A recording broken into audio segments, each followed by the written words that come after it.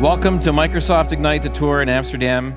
Here we are going to be talking about the fundamentals learning path. I am session number 4 in the fundamentals learning path, and we're going to be talking about security. Security is probably something that is very important and also near and dear to your hearts, working in the IT world in some way, shape, or form. I am Rick Klaus. You can reach me up there in case you're interested at all those different types of coordinates. I'm a cloud advocate. I've been at Microsoft for about 15 years or so. And security is something that I've worn as one of a number of different hats in previous roles at Microsoft, and also when I was working as an enterprise consultant and also working as an IT person way back when security was very much front and center for what is going on. Those types of security folks that exist that are now changing their opinions and minds about what to do with this thing called the cloud. The concept of having the automatic no whenever anything was asked is now hopefully starting to fade away into the background for most people, for most organizations, because everybody's realized that there is so much more that can be done when we start to talk about scale, when we start to talk about the public cloud, the benefits of using a cloud environment like Microsoft Azure. But the interesting thing is, even still inside the occupation of someone that does security, a security analyst, or someone that is going to be interested in security as a whole for their organization, the attitude is still kind of interesting because you continue to make similar assumptions to what you used to make in the past. So in this first section of this delivery, this content I'm going to be talking about here, think about how you currently think about your on-premises environment that has no connectivity to anything else, and how you might have been doing your role in your job and your interest in security for years and years and years. And then think about now how it's going to look like in the new world, in the more evolved world. So generally, we use the same assumptions that we learned from all of our experiences.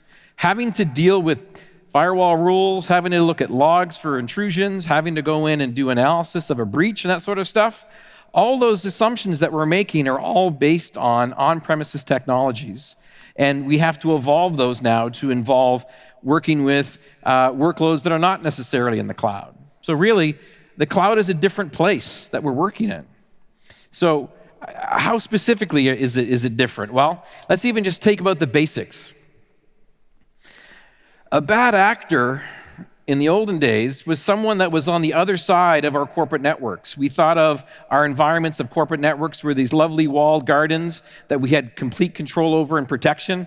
The worst would be when you had an intrusion that was someone from the inside of those particular firewalls, inside of those brick and mortar walls that had access to the network that you would have to worry about trying to find out. But the bulk of the stuff that you were concerned about was someone on the outside trying to break in, steal in physical security or through the firewalls or whichever. But now, everything is the potential of being on the other side of that firewall. It's inside of a public region, inside of Azure, that is inside of a massively hyperscaled multi-tenant environment that has all sorts of protections around it, but now it's outside of where your safety of your brick and mortar, your kingdom happens to be right now.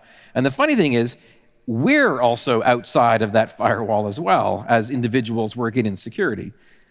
That brings a new perspective to things. In the old on-premises model, sensitive workloads used to have the ability to be inside of isolated air-gapped networks that had only the people that needed to have access to that data on the same network, or maybe the sensitive data itself, the servers, the databases, the crunches, the reports, were all also contained inside of this one subnet, this one area that you could monitor closely. Well, you can't set up an air-gapped network inside of a public cloud because you have to get to it somehow. So you no longer can have those same kind of assumptions. You have to design for the fact that it's now going to be available inside of a public environment. That obviously doesn't mean that you have to open up your resources to the outside world. You can keep that private to yourself, but still, physically, there is no air-gapped network inside of a public cloud environment. In the old on-premises world, your identity, your credentials that you would use to be able to have access to those different workloads and services generally weren't the same as your organizational credentials. This is the olden days. Usually you would have one set of IDs and you'd simply go off and you'd work with them, but then maybe you would have a different SAP solution you'd have to have a different login for, or a billing system you have to have a different login for. Again, this is back in the olden days. But they weren't, the important part, they weren't your organizational credentials. Nowadays, they should be the same, usually through a federated identity to enable single sign-on, to make it easier for your end users, and also safer and more secure for you, because you can simply block or terminate or disable login for a particular individual, then you know that all the rest of the logins for all the rest of the systems are safe. But the double-edged sword to that is that now those organizational credentials are appearing in all sorts of different data breaches all over the place, because an end user is going to be very comfortable when they have to use a new service to simply use something that they know. Their user ID and their password, probably the same password as their corporate ID. So in all those different security breaches that you can find out about on the Have I Been Pawned website, as an example from Troy Hunt, the number of government addresses that were in there are quite shocking. The number of .com addresses from different companies are quite shocking, but it's just the way that the world works. So you have to be prepared for that. Now, the benefits of a security cloud model is kind of interesting. I mean, step for a moment back and think inside of your heads right now. Inside of your organization, how many different unique workloads exist that you have to support? You've got your accounting system, you've got your invoicing, you've got your inventory, it all depends obviously uniquely to your business, but you've got all these different discrete pools of information, different workloads that you're worried about, that you have to worry about yourself. But right now, do you know the properties of every single one of them? Do you know how well secured they are across the board? What about the ones that you inherited from somebody else because they moved on to a new role, or as you acquired a new company, all the ones that they happen to have as well? Every single characteristics of password length and single sign-on, all sort of stuff, how they're set up, do they use encryption for the database, all those different nuances with security. You probably don't have an up-to-date, accurate picture of absolutely every single thing that's out there, and you have to update and continuously be there. The cloud security model also gives you complete visibility into all of these workloads if they're running inside of an Azure subscription, because I'm going to show you a tool in just a little bit that's going to help you do this kind of analysis and give you visibility into how you can make your security footprint stronger and more protected inside of this type of environment. Now, the cloud security model gives you access to all of this, but it also potentially would give a successful attacker access to these as well. So there's obviously going to be a level of shared responsibility. So there are good and bad things that are there. Now, are you aware of the nature of all the properties of all the different types of attacks that could possibly happen against your environment right now? Maybe you are definitely among the more advanced that are already using different solutions that are able to go in and aggregate all your logs, aggregate all your access, talk about all the firewall rules, talk about all the accesses and bad logins for your domain controller, and then do some analysis on that to be able to figure out what's going on. Quite possible you're already in that kind of a state. In the cloud security model that we're able to provide and work with you with inside of your Azure environments, it actually has the ability to adapt and to learn from the threats that are happening to other environments that happen to also be on top of Azure. Take those learnings, and then if they're anonymized and we have access to them, be able to apply them to all the other customers as well. As new malicious actors turn up, as new botnets start to do an attack, as new malware executables become available, we know that information because other customers have been compromised with those. Potentially, and have potentially allowed us to understand what those particular different things are. The analogy that people like to have for this one here, if you're a Star Trek fan, is the concept of the Borg, where one node of the Borg learns of something, instantly all the rest of the nodes of the Borg are also aware of it and can now leverage that particular technology. Same kind of concept. Now, this is called a Microsoft Security Graph. And basically, it is the public telemetry. This is not the private information that's unique to you that we don't have access to and that we can't see. This is the stuff that we see with things that happen before it hits the individual customer. We have 40, I lost track, 42, 48, 46, I forget how many are active right now, but above 40, less than 60 regions around the world with data centers that are having and hosting different Microsoft customers' solutions and workloads inside of. We handle, just even with Office 365, over 5 billion blocked threats that come in absolutely every single month across all these different networking points that we can see trying to come in. We have over 400 billion emails that are analyzed every single month through our spam filters and phishing filters that are coming in to go to these different systems. We have 450 billion different authentications against Azure Active Directory every single month from a variety of different sources that are all out there across the world. We have a 1.2 billion devices that are going to be updated inside of our infrastructure on a monthly basis and using Windows Update and Update telemetry. We've got 18 billion Bing page scans per month of new content on the internet that might have malicious code, cross-site scripting, or other types of anomalies coming in that are being scanned by our search engines for inclusion inside of our data sets. We've got 3,500 plus different security professionals working at Microsoft inside of Microsoft security researching environments that are able to go off and analyze and bring all this. All these resources we bring together into Microsoft Graph, and then we've turned it into something that is now being leveraged by a tool that's called Azure Security Center that is available to you to be able to go off and to look at with your resources that are on the system. But then we also have gone in and taken a lot of these learnings and made changes to the way that services work. In the past, when you've spun up a new Azure web instance, a new web app that you wanted to go off and deploy your application to, we would automatically go ahead and give it access to it with a public IP, and you'd be able to go off and to work with it, you'd be able to deploy to it, and everything would be great. Maybe you don't want to have that available as a public IP. You have to request one to be able to have access to it publicly, because your design is actually going to only be available through your own private express route connectivity for the way you've designed it. Or if you go off and you deploy a brand new virtual machine. Deploying a brand new virtual machine by default used to leave port 3389 open on the internet if a public IP was assigned. That's not exactly a great thing that I would do ever, but it was the default when we first started. We've made changes to how things are deployed so that these defaults no longer are open, no longer are there, and you have to override those defaults to be able to make those changes. So all this information has come in and has evolved how we make services available, and also through analysis, some recommendations on how you can make your environment more secure and available as well.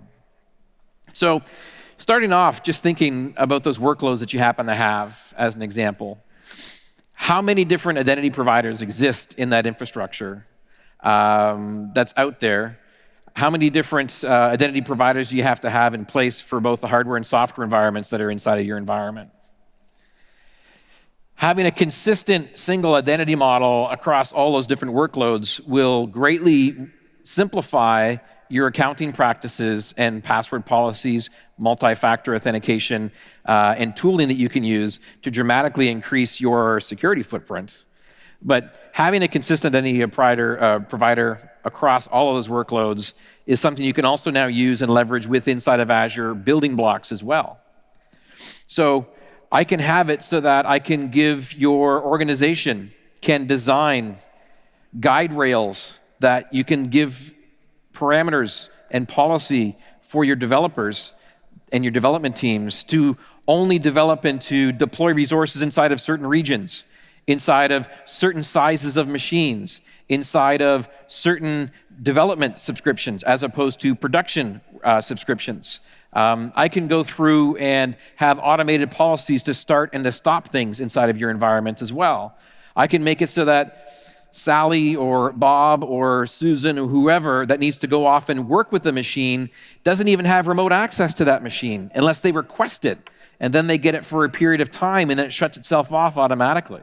All these different functionalities are possible because we are using a single identity provider, which is Azure Active Directory, which is federated with your on-premises Active Directory, or possibly is set up so that you're sharing password hashes with Azure Active Directory up above to be able to do it. So you don't have to build a brand new security model. You can use your existing one that you're already comfortable with.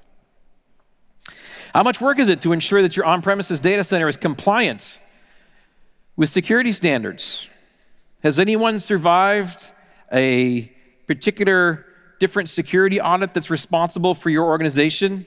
Maybe an ISO 27007 ISO certification that you have to have and maintain for your data center in order for you to be compliant with your auditors. Maybe some other security parameters that you have to ensure that's all there. That requires you have all your systems up to date. You have a policy for how to update them. They're all been patched, they're all been updated. But as things change and as things evolve through the data center, as it grows, the next time that audit comes around within a year's time, it's a big amount of effort to go off and go through. Well, from our perspective, all of our data centers inside of Azure regions, all of our regions are basically certified already for a couple of these particular important certifications and attestations that exist. There is a whole web page dedicated to just showing which ones we happen to adhere to on a per country basis, on a per industry basis. I strongly suggest you go off and take a look at that if you're interested. These ones are rather interesting because I'll be able to show you some tools that'll help you make sure that your environments are also compliant as well. Now, if you think about your environment, you're providing compute resources to your customers, your internal customers, your users. You're providing a virtualization platform for them to be able to go off and use, more than likely. Are you able to, with complete conviction, know that every single firmware on every single hard drive, every single controller, every single NIC card is up to date across your entire fleet of infrastructure at any given moment in time? I'm willing to bet probably not, because it's a very, very large undertaking. If so, congratulations, fantastic. That is something that we have to do in the public cloud all the time. So we maintain that fabric, we maintain the firmware levels, we maintain everything as far as that underlying level at the fabric level and at the hypervisor level for you. You simply worry about deploying on top of that. A prime example of that was the lovely issue that we had that every single Intel-based machine had with Spectre and with others that were out there. It was processor level stuff. We had to apply all those updates across our entire fleet way before that went available and visible for what's there. With the cloud security model, basically, we're continuously monitoring for security improvements, continuously monitoring for updates to our infrastructure, and also making sure that the underlying architecture of our fabric is hardened and ready to go for that platform. Now, right now, I'm telling all the good stuff. I sound probably pretty much like a salesperson about how fantastic Azure is. But it's not all fine and dandy. There are issues that you have to be aware of when you start to use a cloud environment. And I'm going to be completely honest with you. This applies to no matter which cloud environment you decide to use. But there obviously is a potential for a greater attack surface area in a cloud for cloud-native apps. There is less known around what you need to do from a security perspective inside of the new cloud-native world for how you're going to go off and work. A lot of PaaS workloads potentially are open to the public based on how you've done your deployment because of simply lack of skills and lack of awareness for when things were deployed to make sure what different attack vectors need to be updated. It's potentially possible for a malicious or a compromised account within inside of your organization to all of a sudden now have access to a bunch of different workloads just because you're just not up to date on the policies for which accounts are being used across the board. It's natural with the number of workloads that you happen to have. This is not unique to you. This is common with everybody using some level of a cloud provider. But most cloud customers have a relatively low level of knowledge around the fact that there is a definite shared experience and shared responsibility that exists that we have to enter into an agreement as a provider with Azure talking to our most valuable customers and every customer that we have. This shared responsibility is something that's important to bring up. So I've brought it in here as just as an example. The shared responsibility across the board for cloud security are committed to you that we're going to make sure that our physical assets of our data centers, our network, our foundation layer of our fabric, our physical hardware, anything that's able to store data inside of a data center all that sort of stuff is going to be physically secured and available inside of a controlled process, and will never end up leaving our data center in any kind of form that it can be read. We have a massive amount of investment inside of our data center personnel that are highly trained. We have all of our data centers in our regions go through attestations and audits on a regular basis. We actually have one of the highest level of certifications across the number of certifications that are common across all of our regions out of all those different cloud providers. Now, the joint responsibility comes into play with virtual machines, comes into play with networks and network configurations, into the different apps and different workloads that you happen to have, into the data itself. That's where you have to take ownership on this. We're going to do our best to change the defaults to make it secure by default, that you have to go in and open things up and turn things on. You're making a conscious choice. But once you've deployed a virtual machine running Ubuntu 18, or running Red Hat, or running Oracle Linux, or running Windows, doesn't matter which one. Once you've deployed that machine, you're responsible for that OS. We're responsible for the layer beneath that and the fabric and the infrastructure, but you still have to patch. You'd be surprised the number of places that I've been to that they still think, oh, I deployed that a year and a half ago, and they have never patched it. It has to still be patched on a regular basis. You have to do reporting on those that happens to be out there. So the part of, in the IaaS environment, you're definitely responsible for a lot more on the stack. As you move up into the PaaS workloads, into the container workloads, there's less stuff to worry about, but you still have to worry about a lot of it. You still have to have a holistic view on it. Then ultimately the data, which is yours, you're responsible for that as well, how it sits. Now, the trick is, where do you start and what do you do? And the good part is that we have a solution that addresses all of these needs virtually immediately, so long as you just go there and click on the option to look at it. And that solution is called Azure Security Center. Azure Security Center is your one-stop shop of using all of the knowledge of all of the things that we've learned through all of those billions and billions of logins, of internet traffic coming in, of malicious actors, of all sort of stuff. All that knowledge inside of Microsoft's security graph is available for us to be able to then reveal to you, specific to your workstation environment, specific to your workload environment, inside of it. Now, the Security Center itself basically was able to go in and to look at a wide variety of different areas. Identity and access management obviously is one of the very first ones. But then is also able to give you recommendations on how to ensure that you've got a good level of data protection for your resources. You've got comprehensive network security around for how things are configured and how things are protected with your network security groups and also your networking connections. But then we also have an active threat protection piece to this as well, and also security management. But instead of showing you the marketing slide, I thought I would switch over here and just show you instead just a quick little look at what exists for our environment. So Security Center is obviously going to be found in here on the left-hand side as a menu item. In case you didn't know, you can actually move those menu items by simply clicking and dragging them inside of the web portal to make what's important to you come up to the top. So I've got the Security Center right up at the very, very top there.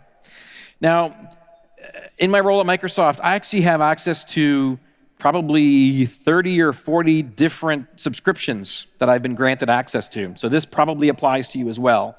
So Security Center is able to go in and you can filter based on what subscriptions you want to place your reports on.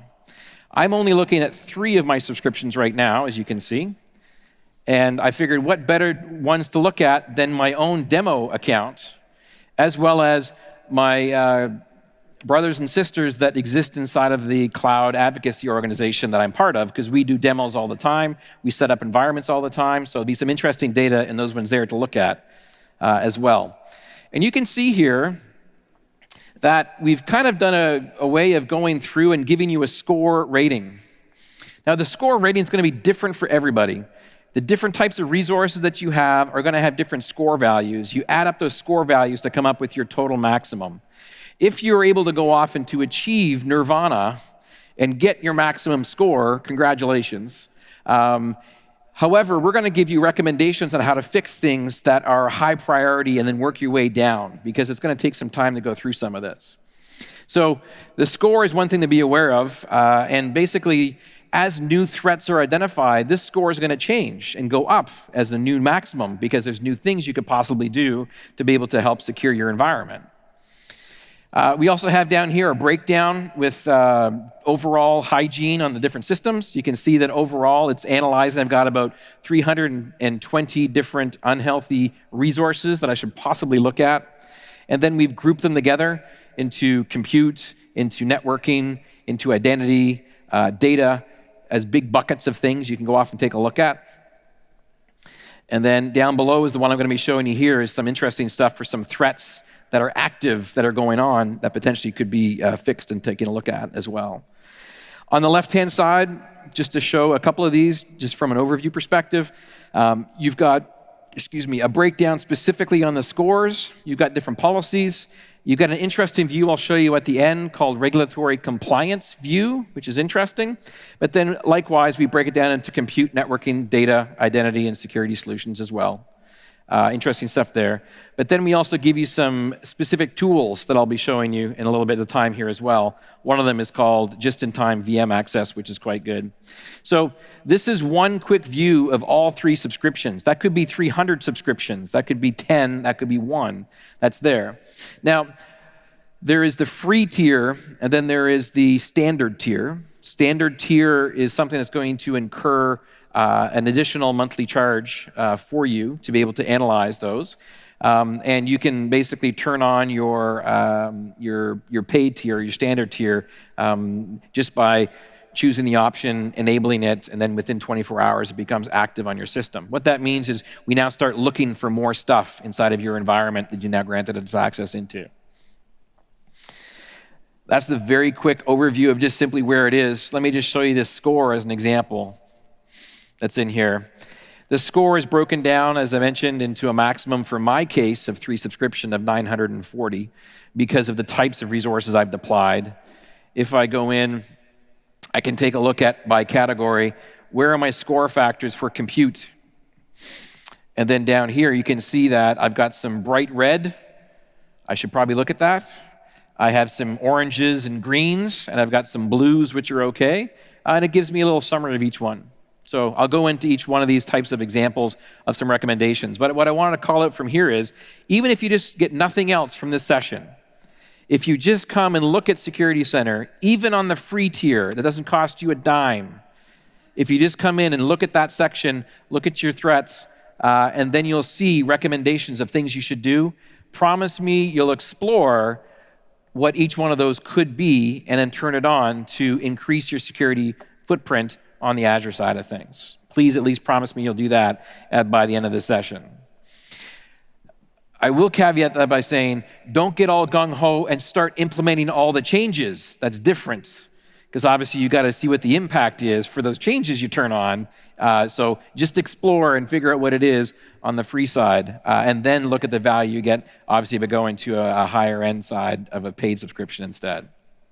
I'll go back to Security Center, come back over here, start that back up again, and take a look at this concept. So we have a unique intelligence, I mentioned, this whole plethora of information, of resources that we're making available to every single customer of Azure, that is available all from the public information of things coming in to try to attack our customers, to the point where it gets to the border, if you will, of where the customer happens to be, and then we stop. We don't go any further inside of there. We only go up to that one point. We take that and we're able to analyze this with machine learning to come up with trends and patterns to find out things like where new malicious actors are, a different type of brute force attempt is going on, or maybe there's a new malicious executable that happens to be out there. We can take that and then analyze that with our threat intelligence and also with our different security resource providers that we have to be able to do it. And then we're able to come up with different levels of analytics to be able to provide you with reports and recommendations on how to fix things. So something that's very simple, like we are even able to go in and say, well, if I have a virtual machine that's based out of the Amsterdam or based out of the Europe West data center, and then I happen to have a user that is physically signing on from the UK on a regular basis to that machine, that appears to be normal based on that behavior. If all of a sudden that user, after logging in from the UK at 12:01, at 12:02 tries to log in from the Sudan, I'm pretty sure it's not the same person. Something's going on as far as just even login information, that's physically impossible to log in from two different spots so close in time. So one very simple example of some behavior analytics that can come in there as well. So the threat protection concept is that we're able to go in and take all these different issues that have come in and make them available across these different resources and services, bring them into an environment, and then make them available to our engines to display resource recommendations to you. We're also able to go through, and you're able to go in and to look at this data in a format where you can take action on it, or maybe you're just doing reporting on that information. You don't have to grant everyone access to that full level of information that's out there. Simply a matter of turning on a threat protection level for these different types of resources that happen to be out there. From a threat protection perspective, let me go back and take a look at an example here from some of those recommendations that existed.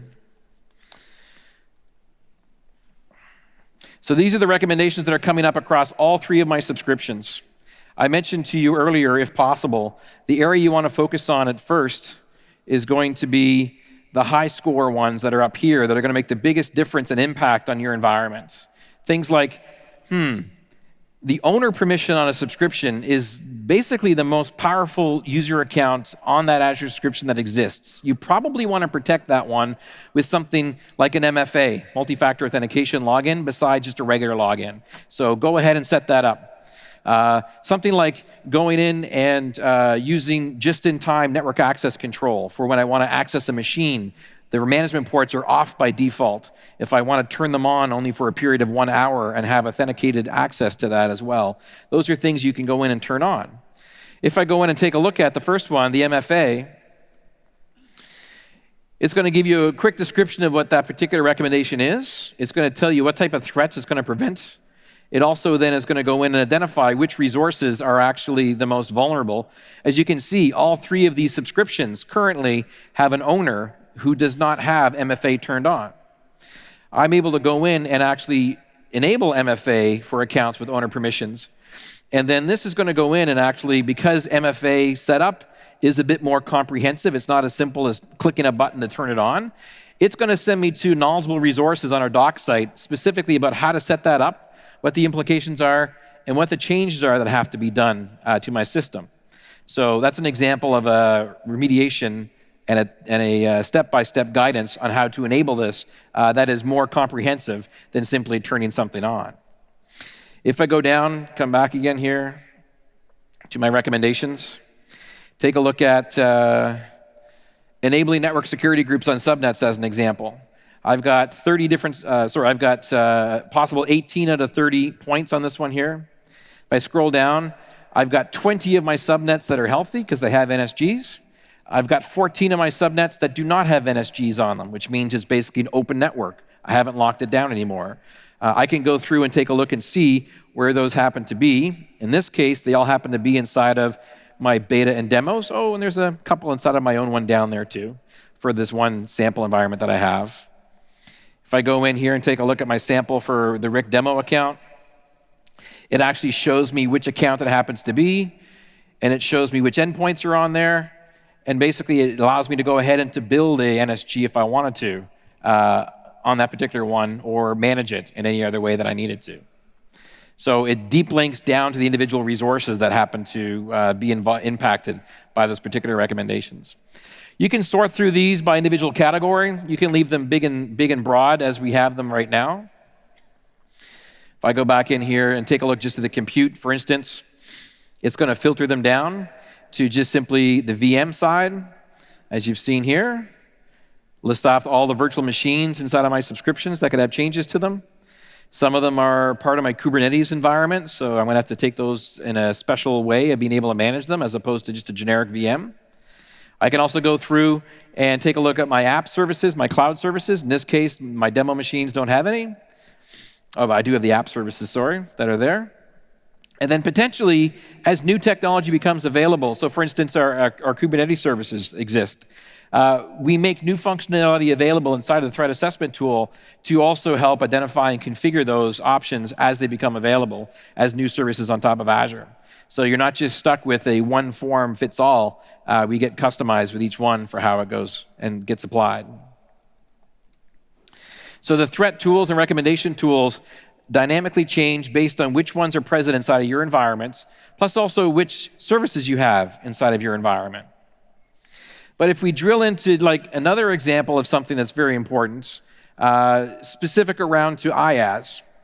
IaaS is near and dear to my heart. It generally is one of the first areas most customers expand into when they start using the public cloud, because it's the natural progression from on-premises virtualization to understand how it works inside of a cloud environment. And so we have a bunch of tools that work specifically just with VMs with IaaS technologies. I'll be showing you the just-in-time access, which is a very interesting tool that we have available. Update software and Azure Software Update capable. Because we have, if you turn on this functionality, we take a look at your machines that are there. We use the standard logs that would exist for VMs, be they Windows or Linux-based, that would identify what versions of different apps, what versions of different pieces of software and drivers are installed on them, to give you recommendations on whether or not things need to be updated or patched. We also have the ability to go through and do file integrity monitoring to see if anyone's changed files from when they were first initially scanned, to be able to have you roll back what those changes happen to be, and also have the ability to go through and do some adaptive application control for which apps are allowed to run on different systems, which ones are not. Software Update is my particular one that I like an awful lot, because it does work with both Windows and Linux-based. The idea, when you go through with your recommendations, it's going to go off and show you the number of operating systems that you have. Do you have high? Do you have medium? Do you have low? Different vulnerabilities that need to be addressed with different software updates. And then it lists off which ones need to apply to which machines. And you can even go off and enable them to go off and do that deployment if we have the Azure agent installed on those particular boxes. Now, another neat thing about this is that, at least for things like Azure Software Update and others, we have the ability to also work not just with your cloud-based IaaS instances, you also can work with your on-premises instances of machines as well. So keep that in mind when we're talking about some of these different resources that are out there. But the one I wanted to show you right now is actually the just-in-time access, or JIT as it's called. In the past, when you deployed a machine, be it Windows or Linux, it would have the management ports that are open potentially for you to use. Because how else, after you deploy that machine, are you going to go off and manage it after the fact? So the idea was, with the number of times we had folks that would leave those ports open to work with them, but then also would assign a public IP address to that machine, would mean that that port was now open to that public IP address, which is definitely not a good thing. So we actually created this JIT on Azure specifically for VM access, where it's an audited, enabled technology. You simply choose the machine and then configure it to work with JIT. So an example that we have, I've got in this machine here, a machine that happens to be in Asia, my Asia data center, Singapore. This will fail. I'll tell you this right now. It's going to try to attach to this particular port. It knows the address, it knows what's there. It's actually going to end up failing because I have JIT turned on. I have not made my initial request to be able to go off and to launch into that one. Standard error message you expect to be able to see. That was called my Azure Windows box. If I go back into my security center, scroll down here to just-in-time access, which is just right here on the side, just-in-time access, down in this area here. It's going to go through all my subscriptions, show me which VMs I have, and then which ones are currently configured to use it. And you can see here two things I wanted to show you. Azure Win is the box I tried to attach to. There has been no new JIT requests for that particular box. There was one for a machine called Win West that took place yesterday, by myself, Rick Klaus. There was one request that went into that one there. So if I go in here to Azure Win, and I just choose Request Access, I'm going to want to use, because it's a Windows box, port 3389. I want it locked to only work with my current session's IP address that I'm running with right now. And I want to make it available for 3 hours by default. I'm going to scale this down to just 1 hour. I'm going to say go ahead and open up those ports. In the background, we've now gone in and we have now updated the security group protecting that VM, opened up port 3389, but instead of saying to any, the star, we said just to the IP address that initiated that request from this portal, and only open up port 3389, and the counter has now started for 1 hour for that to be open. So now if I go in and take a look at that box, choose Properties. Here's my box. It warns me there's some recommendations for it, which is interesting. We got some activity going on there, which is normal. It's all looking good. I'm going to do your standard download the connect. I want to use an RDP. I've already done the requested access, so I just need to go off and say download the RDP file. That looks like a connection at this point in time, which tells me the port was open. Go ahead and make that connect. Hopefully I delayed long enough with my explanation that it finished what it needed to finish. Whew, it did work. I have to hide the Windows hello so I can use a different account to log in with. Having the correct password is always good. Thank you very much. This means I've made my connection. I now have my certificates going on. You probably have seen the screen before. Go ahead and trust that one. Make that connection, and then boom, I've now logged in. This was not possible, as you saw, less than 3 minutes ago, but was in an automated fashion turned on. There's now a logged event that says this person, Rick Klaus at Microsoft.com, made the request as part of my tenant to access this box. He made that access request for 1 hour, and boom, by the way, he also connected in and logged in and now is doing work and functioning on that one individual box. I will mention that obviously, if I stay on with this session and it stays running and 1 hour occurs, it's actually still going to let the connection continue because there's no new connection request being made. The session is still live. As soon as I disconnect, it's going to go off and kill that. I'm no longer going to have access to it. So in this case, I'm good. Prove that it worked. Close it down. And that session is now available for me to connect back up to again for the next 59 minutes and 50 seconds until that port closes down because I made my disconnect. The actual session on the box itself would still run, but I would not be able to get access to it from the network anymore because the network port's going to be closed when that JIT access request is removed. And you noticed if you don't happen to be using Windows, that would also obviously work for your other standard protocols like SSH if you wanted to SSH into your Linux boxes as well. It's not just a uniquely Windows thing. It works with any VM in the IaaS state. So that was our JIT access to it. Now, another one that comes up as an interesting way of being able to protect your resources is obviously going off and taking a stance where I want to encrypt my VM's OS disks and my VM's disks.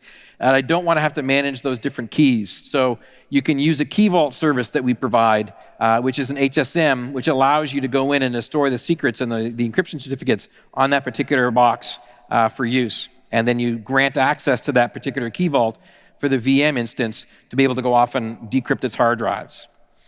The encryption of virtual hard disk is something that's very simple to do. You should also look at possibly installing some endpoint protection, protect your different subnets and different VNets correctly with different security groups. And then obviously another layer of extra security you can add into your VM infrastructure is to go in and to add in some level of a domain join, like an Azure Active Directory join, so that you know the credentials that are being used to log into your different boxes. Now this next demo, because it is encryption, it is going to be something that I'm going to video and show you here because it takes time to complete this, and I'm pretty sure you don't want to see a progress bar as far as the demo is concerned. So take a look at this one here. You can see that that particular VM currently is running. Encryption is not enabled from that particular corner box you can see. Going to a PowerShell command line inside of Azure Shell, I'm just going to go ahead and create a resource group here. And then I'm going to put my key vault creation inside there as well. So I now have a new key vault that's going to store my keys. So it knows what the name is going to be. It has to be unique. And it's going to do a creation on a particular location as well. And then finally, the command that was there allowed me to simply grant access to a service account to use that particular environment. The actual encryption of the VM is a command that's going to reference the key vault that was created and the user account that was set up, the service account that was set up to be able to do that encryption. So there's the key vault there details, there's encryption key details to use, and then it's going to go through and identify the resource group that it belongs to, and then which key to use as well. The actual encryption command is this one right here that simply says Azure RM VM encrypt the disk with the extension, use the resource group. The virtual machine name you can see there is TT216-AI, or A1, sorry. Go ahead and do the encryption. Here's the key vault. Here's the key I want to use. Here's where you store it. And then here's the ID that you have to use as well. What that command does when it gets executed is it gives you a yes/no prompt. Are you sure you want to continue? You go ahead and say yes. And this is where you would have to wait the 15, 20 minutes as that drive goes off and is encrypted, all to get that response that comes back and says encrypted is now true. And then if we flip back to the actual portal itself, the portal now, when we do a refresh on that page, now has the state as encrypted on that running VM in the background to be able to have that VM up and encrypted. And now, if anyone happened to download that particular VHD file because the malicious actor had access to your storage account, tried to mount that on a local Hyper-V system or mount it inside their own subscription elsewhere, they would not be able to have that machine boot up or have access to anything on that box because the encryption keys are stored in your HSM account on your own subscription that you hopefully have gone off and protected away as well. Now, identity is something that we have to take very seriously. The concept of identity really has now evolved into a point where identity is your control plane. Your Azure sign-ins or your Active Directory sign-ins that are federated up into the Azure environment as the optimal experience makes it so that you can identify groups of people that would now have rights on the systems. And you can assign those groups of people, those groups of individuals or groups themselves, roles to be able to do different things. Their experience with the portal is going to be different based on what roles you've assigned. If you take a native blank subscription from start and you start to use it, it is the true Wild West. Anyone can deploy anything as long as they have a contributor level of access inside of the topmost root of that environment. And that generally is not what you want to do inside of your environment. So what we found is that customers have a much better experience with their agile environments of multiple people accessing these subscriptions if they have these guide rails set up in place, these different roles and policies in place that people can do it. It's all going to happen using Azure Active Directory tenants, and then you apply those different rights down to those different organizations. There is a session tomorrow that is called Azure Governance in the hybrid. It's HYB 40. We do a whole 1 hour long session just talking about governance and how to set up environments so that you can have restrictions with lots of flexibility for your dev environments and your production environments and how to transfer those between subscriptions. I highly recommend that session. So the concept of least privilege is simply giving everyone exactly what they need to do to get the job done. That doesn't mean that every single person has the ability to create VMs unabashedly anywhere. Anyone can spit up a new Kubernetes cluster that's out there. But the idea is that you just give them what you need to with what's known as role-based access control. Role-based access controls are able to be applied at management group levels, which span subscriptions. They can be set up at an entire subscription level, or more commonly, you'll see them put down on resource groups. I typically will have a resource group created to kind of compartmentalize one of my workloads that I want to put onto Azure. And then I grant my teams the proper rights at that resource group level so that they can just work inside of that one environment correctly with whatever tools that they want to use. So again, in the interest of time, here's a quick little video about role-based access control. you can see here under virtual machines, there are no virtual machines listed. If you look up in the top right-hand corner, the individual here is called Don Funk at Tailwind Traders. In this case, if I do a refresh, nothing happens, there's nothing there. Now if you take a look, I'm the prime administrator at Tailwind Traders in the right-hand corner. And you can see, obviously, I see a workstation or a VM that's up and running inside of my environment. But the Don Funk does not have access to it. If I go into the properties of that specific machine, I could do this at the resource group level if I wanted to, but at that specific machine, I choose access control, or IAM. I can then go in and see who currently has roles assigned to them, and you can see here, there are actually 2 people that are identified in this particular subscription. One of them is called Oren Thomas, the other one is the prime administrator having owner rights over top of this area. I simply go in and click on the Add button, and then choose the type of access I want to grant them. Notice the pre-built roles that exist for the most common of that particular type. There's actually hundreds of different types of roles, but we filter them based on the object that you have selected. In this case, we just care about what's known as the virtual machine contributor level down below. That's going to give them full rights to that machine and that machine only inside of this area. And I'm going to choose Don Funk because he's part of the demo. Hit the Save button. And then this now gets applied, little ... as it finishes off. Now it's disappeared, it's completed. And if I flip back over here to Don Funk, he does a refresh on his web page. He now sees that particular workstation and can do what he needs to do on that workstation, including he could connect up to it, he could request a JIT access to it, he could restart it, he could stop it, anything he needs to do, because we've granted Don a contributor role, which is the highest level, on that particular resource to have full functionality of it.